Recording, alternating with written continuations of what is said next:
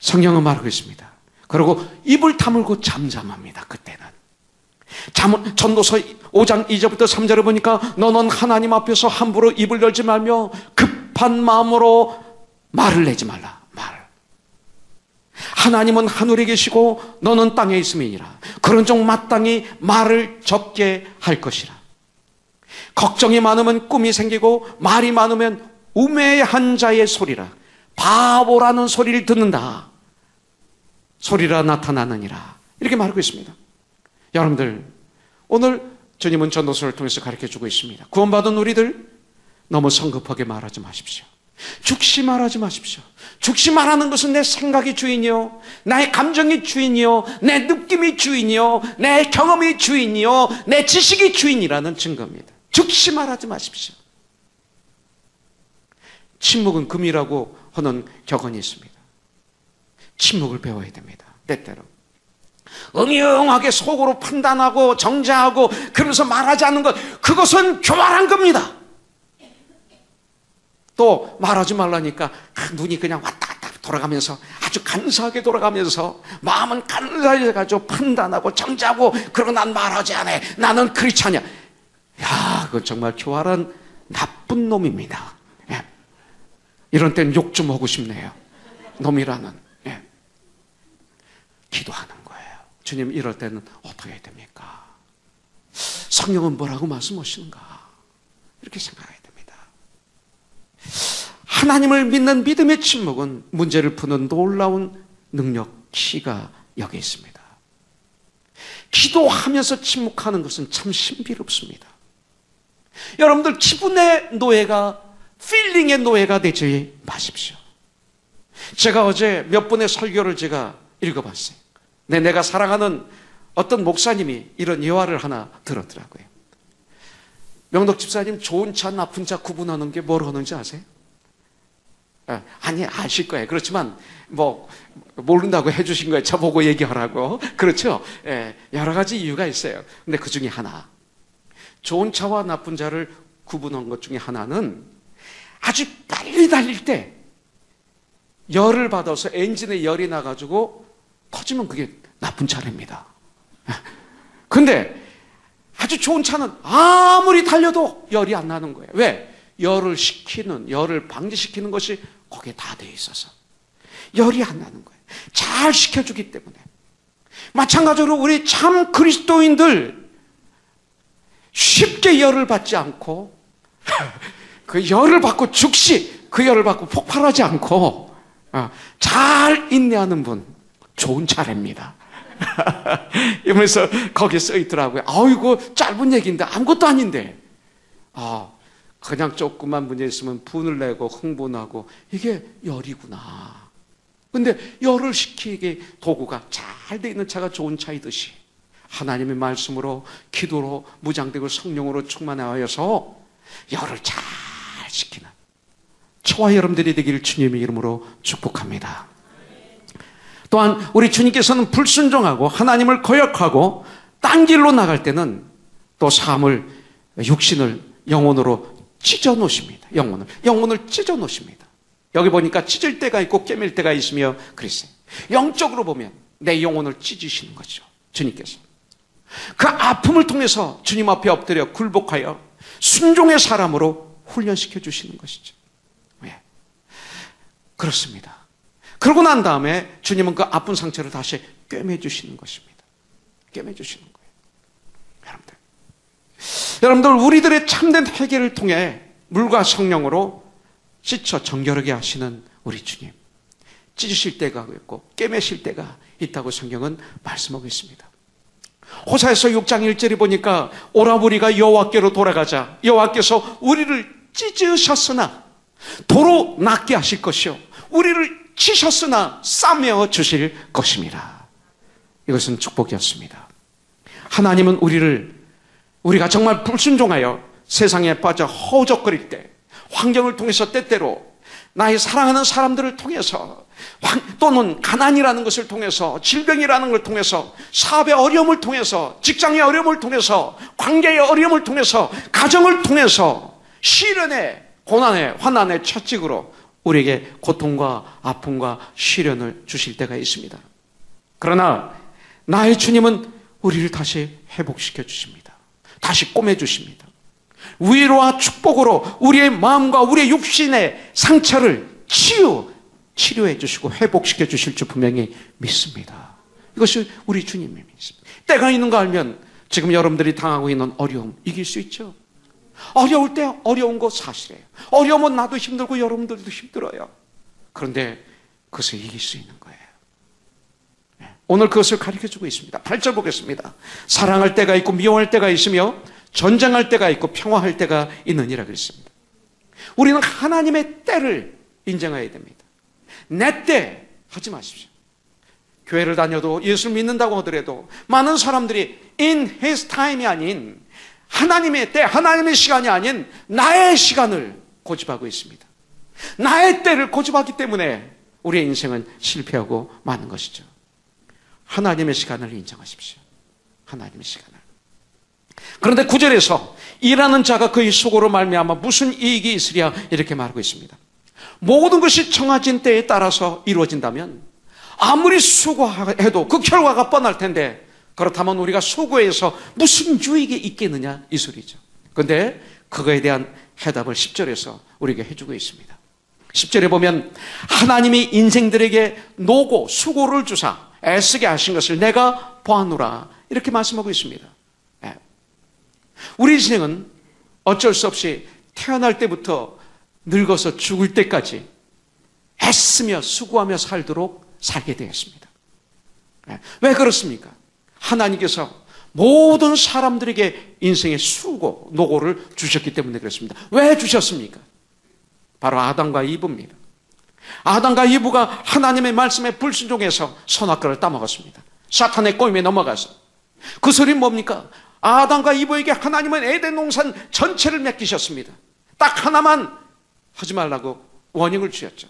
모든 걸 다스리고 모든 걸 엔조해라. 창성케해라. 그러나 네가 나보다 높아지려고는 하지 말라. 선악과를 따먹지 말라. 그 소리입니다.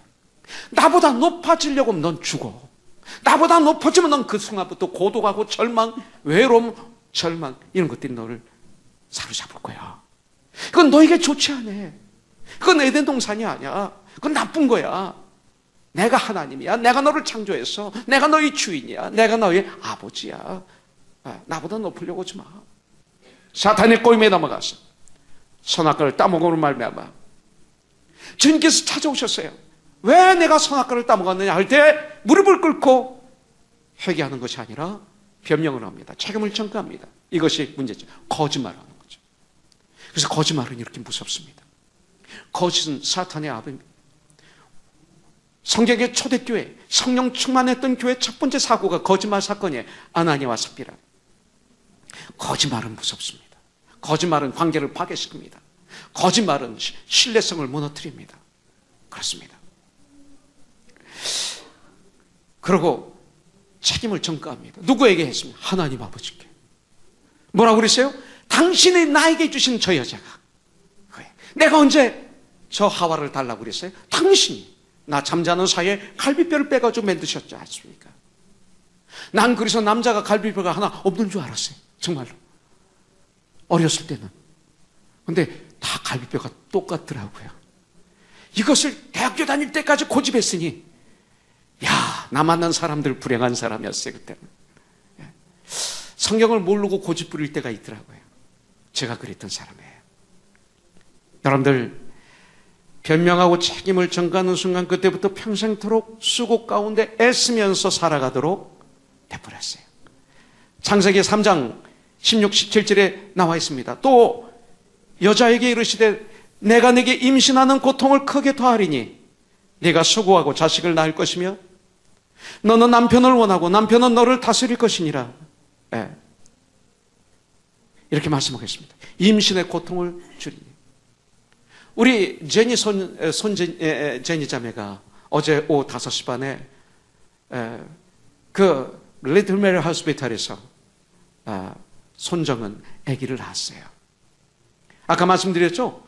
교통사고를 크게 당해가지고 이번에 의사가 그 주사를 놓지 못하는 바람에 자기는 그 해산의 고통을 견딜 줄 알았대요.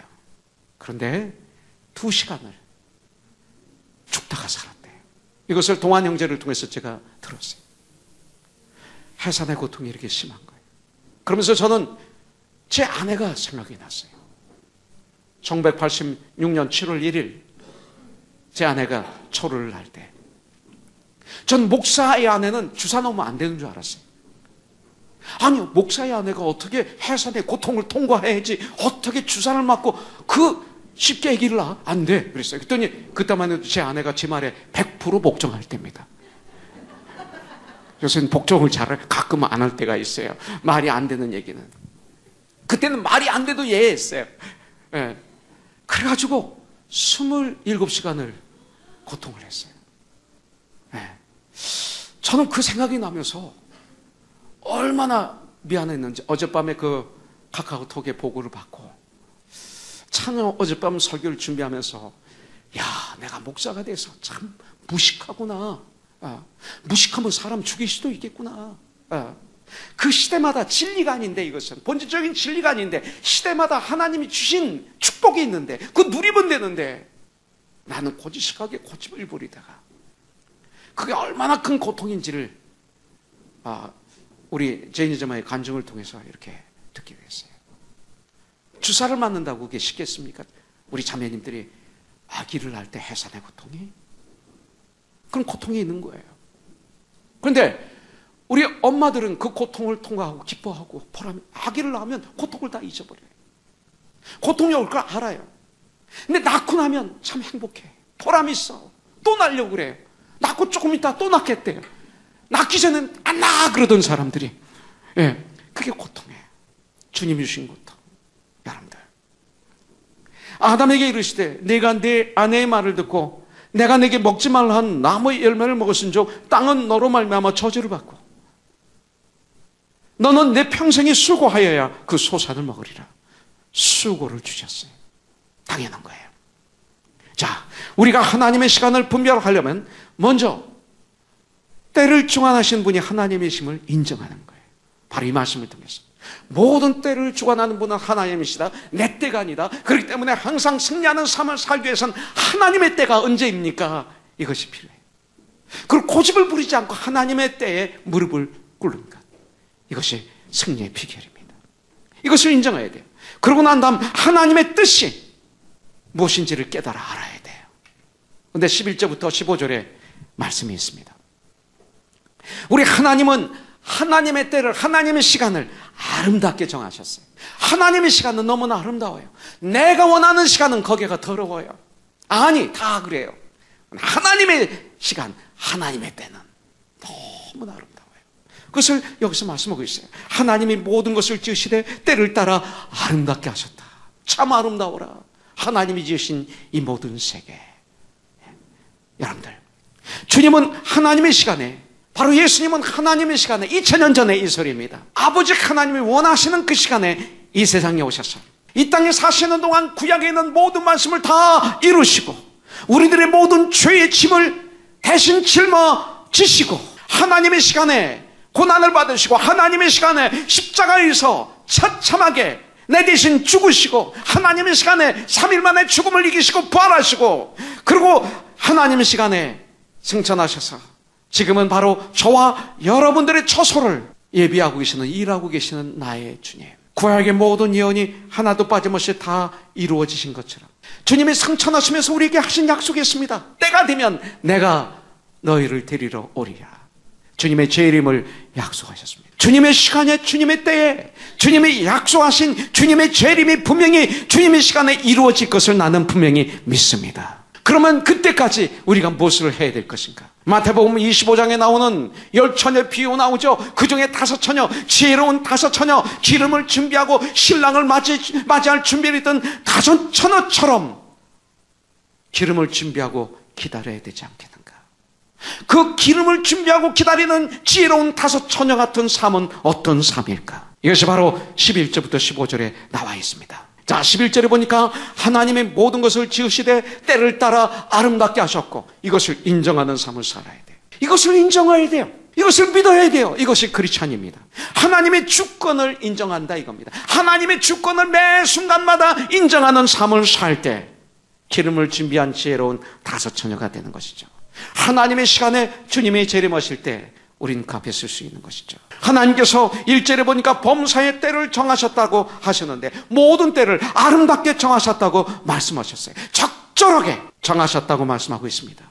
그리고 말씀하시는 것입니다. 또 사람들에게 영원을 사모하는 마음을 주셨느니라 이렇게 말씀했어요. 사람들에게 영원을 사모하는 마음을 주셨다고 성경은 말하고 있습니다. 많은 사람들이 영원을 사모하는 마음을 다 주셨는데 잘못 찾아가서 돌에게 찾아가고 나무에게 찾아가고 산에게 찾아가고 바위에게 찾아가고, 요새 다큐멘터리를 가끔 제가 봤는데 이것을 알고 싶다? 그런가요? 거기 보니까 요새 이상한 것들 많이 하더라고요. 요만한 돌 놓고 거기다 와서 빌더라고요. 요만한 돌을 집어요. 번쩍 들려요. 놓고 난 다음에 빌어요. 신님 하면서. 근데 이분들은 비는 걸 기도라고 해요. 요새 불교 분들도 기도라고 하시고 그걸 비는 것도 빈다고 해야 되는데 기도라고. 참 재밌어요. 성경을 막 갖다 쓰고 있어요. 지금 불교에서 찬불가라고 합니다. 나훈영 씨가 그걸 만들어줬어요. 그 신학교를 졸업하고 교회에서 전도사 삶을 살다가 조계동으로 들어가신 분이 있어요. 이분이 다 조직을 성경적으로 우리 교회적으로 바꿔버렸어요. 그러더니 요새는 기도한다라고. 그래서 나 언뜻 듣고 빨리 봤어요. 다른 거 다가 본 이유가 기도 소리가 나와서 봤더니 요만한 돌을 놓고 그 앞에서 무릎 꿇고 빌고 있는 거예요. 그래서 뭐라고 하냐면 신님, 제가 오늘 대구를 갔다 오는데 전철을 탈 때 무사하게 갔다 오게 해주시고 안전하게 돌아오게 해주세요 하고 난 다음에 이것을 드는데 못 들어요. 끙끙 못 들어요. 네. 왜냐하면 이루어지게 하기 위해서 못 들어야 응답받는다 하니까 거기에 그 믿음이 생겨가지고 아무리 들어도 안 들리지. 네. 그걸 보면서요 얼마나 답답한지. 영원을 사모하는 마음을 주셨는데 그분들은 잘못 찾아갔어요. 근데 우리 응산 형제는 잘 찾아온 거. 그죠? 큰일 날 뻔했어. 잘못 찾아갔으면, 돌 앞에 갔으면 거기 나올 뻔했잖아, TV에. 그래서 우리가 비록 이 땅에서 수고 가운데 살아가고 있지만 우리들은 올바른 영원을 사모하는 사람들이기 때문에 그래서 영원을 사모하면서 소망 가운데 살 수 있는 거예요. 기가 막힌 거예요. 영원을 사모하는 마음이란 그럼 무엇일까요? 참으로 영원을 사모하는 마음은 어떤 마음일까요? 참 하나님을 사모하는 마음이에요. 돌이 아닙니다. 바위가 아닙니다. 아주 오래된 고목나무가 아닙니다. 참 하나님을 사모하는 마음. 주님의 은혜로 우리들에게 영원을 사모하는 마음을 주셨는데 이것은 오직 하나님의 형상으로 지으심을 받은 사람들만입니다. 영원의 근본은 바로 하나님 아버지시죠. 또 우리 주 예수 그리스도이시죠. 그래서 영원을 사모하는 마음을 주셨다. 이건 뭡니까? 예수님을 나의 주인으로 나의 구원자로 믿고 내 마음의 주인으로 구원자로 모시는 사람들, 영원을 사모하는 것입니다. 그리고 영원은 장소가 어디입니까? 천국이죠.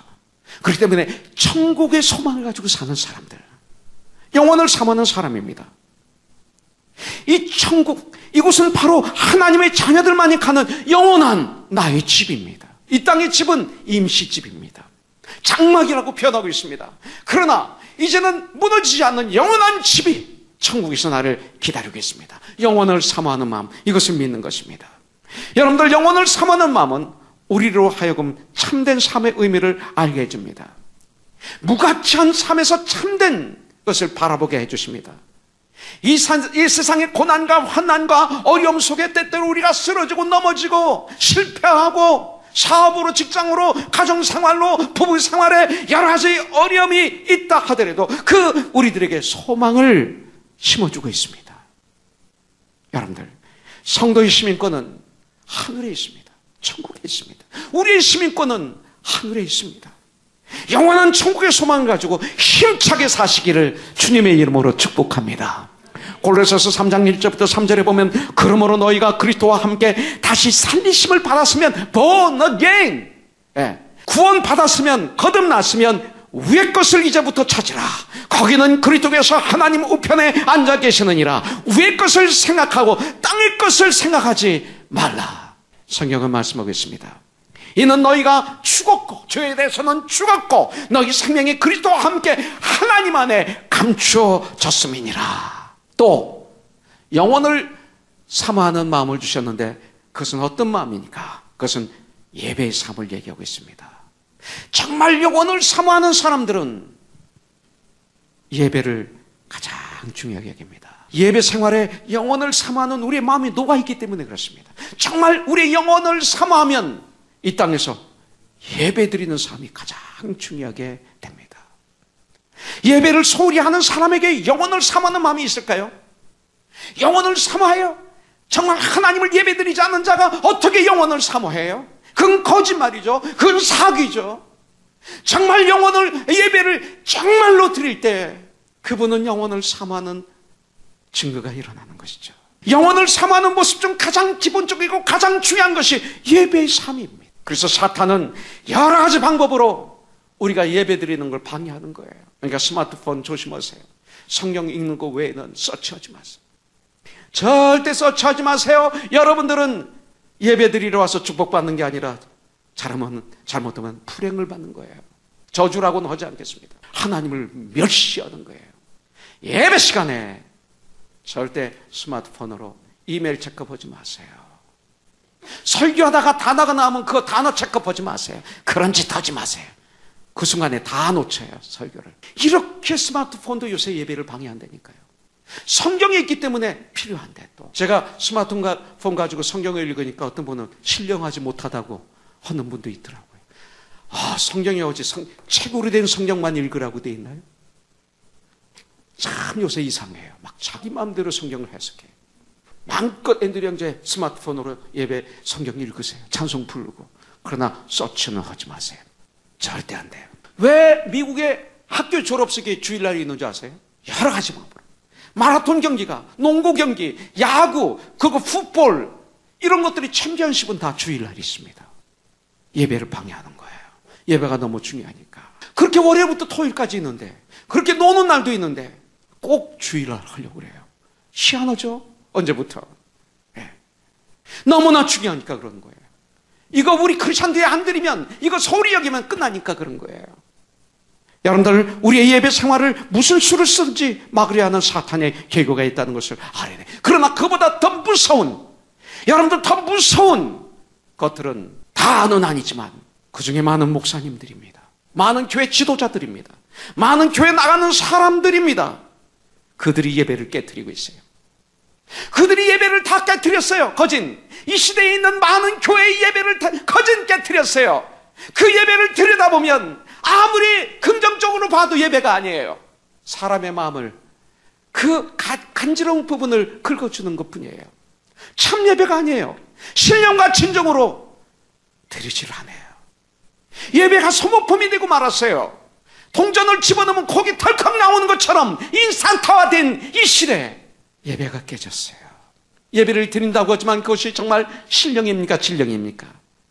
주님을 사랑한다고 하지만 정말로 예배 1부, 2부, 3부, 4부 그 드릴 때마다 수많은 사람들이 교회에 몰려와서 예배를 보지만 그 안에 정말 예수님의 사랑, 그 주님의 사랑의 전쟁, 믿음의 전쟁, 회복의 전쟁, 회개의 전쟁, 순전하고 정직하고 하나님을 경외하며 악에서 떠나는 전쟁, 성령 충만한 전쟁, 이것이 있는가요? 그렇지 않으면 인간들이 겉모쓸 수가 있고 웃는데 그 안에는 시기질투 교만으로 가득 차고 위선, 분당, 불리함, 나 이런 것들로 가득 차지는 않았을까요? 인간들의 겉모술 수가 그 예배 안에 녹아 있는 것을 때때로 내 눈에는 보일 때가 있습니다. 이것이 저는 정죄가 아니고 심판이 아닌, 판단이 아닌 분별이 되기를 원합니다. 전 무척 기도하면서 연구하면서 봤습니다. 왜? 예배에 대해서 제가 많이 공부를 했어요. 그래서 한때는 너무 힘들었어요. 한때는 그 얘기하면 시기 질투한다라고 얘기를 해요. 많은 분들이. 말도 안 되는 것처럼 얘기해요. 근데 요새는 많은 분들이 억울해해서 그래도 감사합니다. 예배의 삶도 살아야 돼요, 우리가. 여기 모여서 그런 예배만 드리는 게 아니라 우리의 삶 속에서 참 예배의 삶을 살아야 돼요. 이제 우리는 커넥션을 하게 됩니다. 한 사람이 하는 거 아니에요, 커넥션은. 여러 사람이 같이. 우리가 한 몸에 많은 지체를 가졌으나 이 모든 지체가 같은 집근을 가진 것이 아니니 이와 같이 우리 많은 사람이 하나가 되어 서로 지체가 되었느니라. 우리가 함께 잘하는 사람만 나와서 한 사람씩 하는 게 아니라 together, 분량만큼 같이 하는. 그래서 이번에 우리들이 젊은이들을 많이 세우려고 그래요. 젊은이들을 양육하는 거예요. 그래서 그들이 앞으로 계속 이 코너손이 이어지도록. 그래서 new beginning이에요. 왜? 올해가 우리 교회가 21년이에요. 21년쯤 되면 이제는 생각 안 해도 교회는 그냥 가게 돼 있어요. 조직이 막 움직이게 돼 있고 돼 있어요. 그래서 잘못하면 큰일 납니다. 에베소 교회를 보면 요한계시록 2장에 보면 너는 첫사랑을 잃어버렸다. 다시 찾지 않으면 내가 초대를 옮기리라. 그 첫사랑, 그 사랑, 그 순수성, 그 겸손, 그 낮아짐, 그 열정, 정말 주님을 사랑해서 하는 것, 높고 낮음이 아니라 위아래가 아니고 한 지체가 되어서 서로들 섬기는 아름다운 하나님의 교회, 이것이 사라질 수가 있어요. 그래서 new beginning. 그러므로 너희는 마음을 새롭게 함으로 변화를 받아. new beginning. 하나님의 선하시고 기뻐하시고 온전한 뜻이 무엇인지 분별하는 이런 새로운 삶, 처음 예수 믿는 것처럼 우리가 시작하자. 그래서 them이 new beginning입니다. 그래서 11절에 보니까 그러나 하나님이 하시는 일의 시종을 사람으로 측량할 수 없게 하셨도다 그랬어요. 깨어 있어야 됩니다. 그래서 우리는 깨어 있어야 돼요. 섰다고 생각했을 때 넘어질까 조심해야 돼요. 겸손해져야 돼요. 낮아져야 돼요. 여러분들, 사람이 자기가 죽을 때를 정확하게 미리 안다고 생각해 보십시오. 그것이 복된 삶이 아닙니다. 주님의 재림의 날짜를 정확하게 안다고 생각해 보십시오. 문제가 있습니다. 우리가 나의 죽을 때를 내가 모르기 때문에, 정해진 때를 알지 못하기 때문에 우리가 깨어서 매 순간 주님을 섬길 수 있고 성도를 섬길 수 있습니다.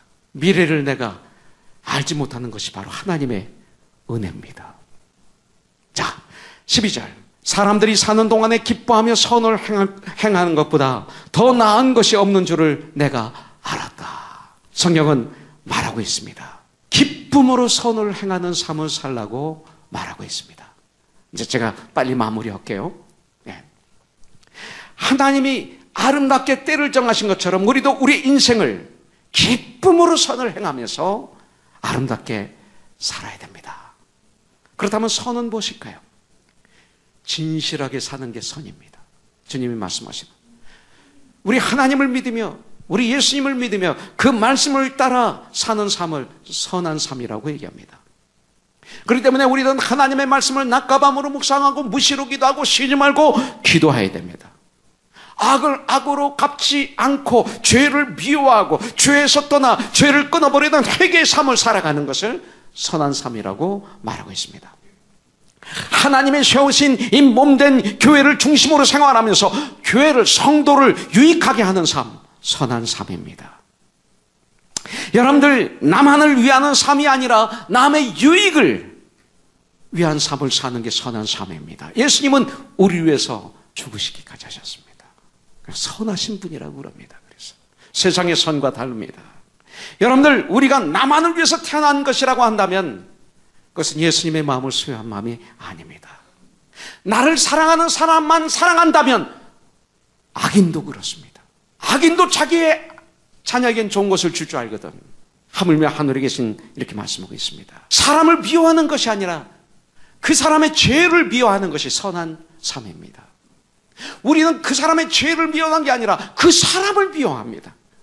이것은 죄입니다. 선을 행하는 것은 우리 참 그리스도인들의 평생 직업입니다. 가장 참된 즐거움은 선을 행하는 데 있어야 됩니다. 그것은 성령 충만한 증거입니다.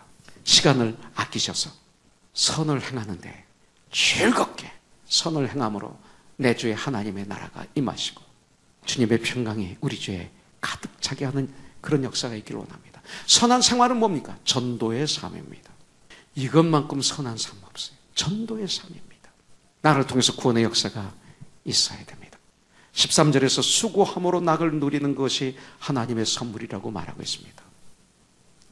낙을 누리는데 내가 수고한 거로 누리라 이거예요.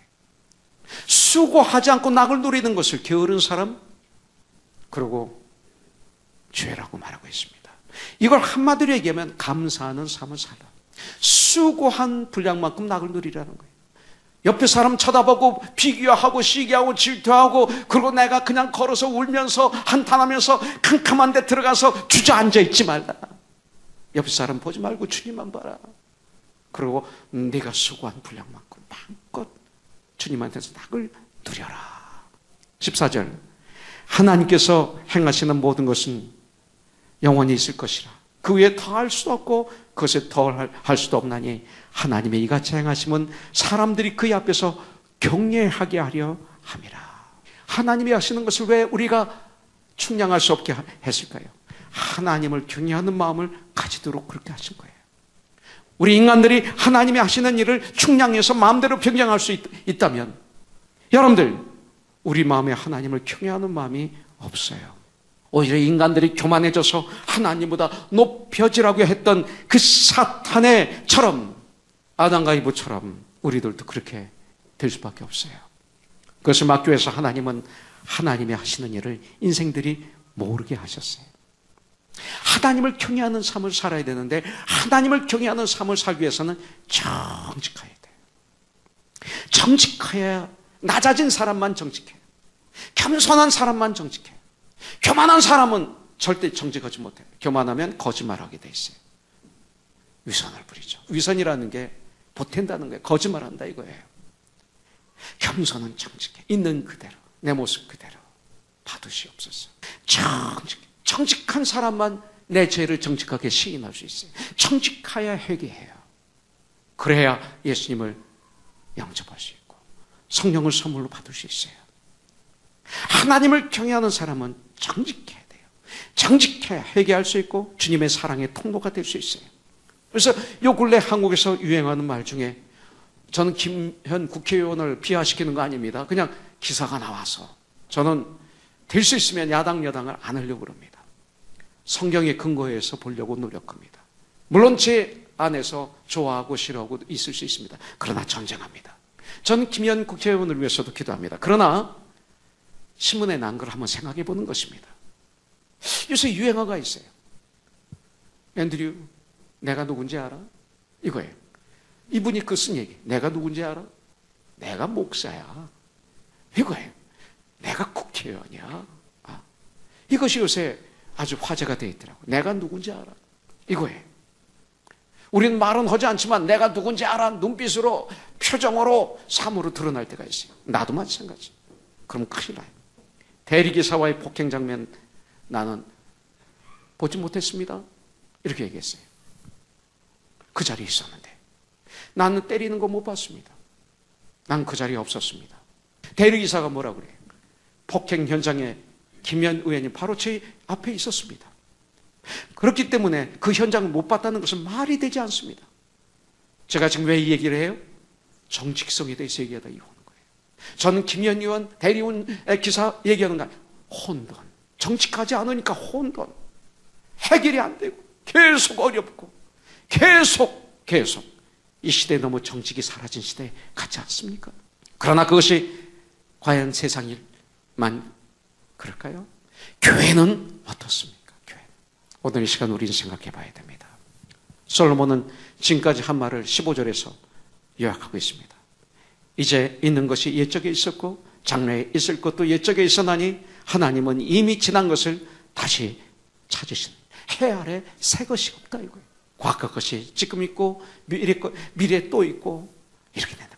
계속해서 반복이 된다. 왜냐하면 하나님께서 이미 지난 것을 다시 찾으시기 때문에, 하나님이 정하신 그대로 이루어지기 때문에. 제니자매가 어제 5시 반에 우리 손종호를 낳았어요. 그런데 낳기 전에 제니자매는 태중에 10개월을 데리고 있었어요. 10개월 동안 그 아이는 뱃속에 있다가 태어났어요. 아무리 물질 문명이 발전해도 10개월을 줄일 수가 없어요. 맞죠? 성님자매, 한의사님, 10개월을 줄일 수가 없어요. 이것은 하나님의 시간입니다. 10달이 되면 어머니 뱃속에서 나오게 되어 있어요. 이 시대도 그렇고 앞으로도 그렇고 과거에도 그렇고 그렇게 되어 있습니다. 그렇다면 우리들 이 세상에서 어떻게 살아야 될까요? 주님이 재림하신 그날까지 영원을 사모하는, 천국을 사모하는 삶을 사십시오. Heaven bound, 천국을 향해서 걸어가십시오. Christ center. 예수님 중심으로 사십시오. 매일매일 주 안에서 기쁘게 선을 행하십시오. 수고한 낙을 누리고 즐기십시오. 참 예배의 삶을 사십시오. 불평하지 마십시오. 정직하게 하나님께서 주신 것을 감사하면서 누리면서 사십시오.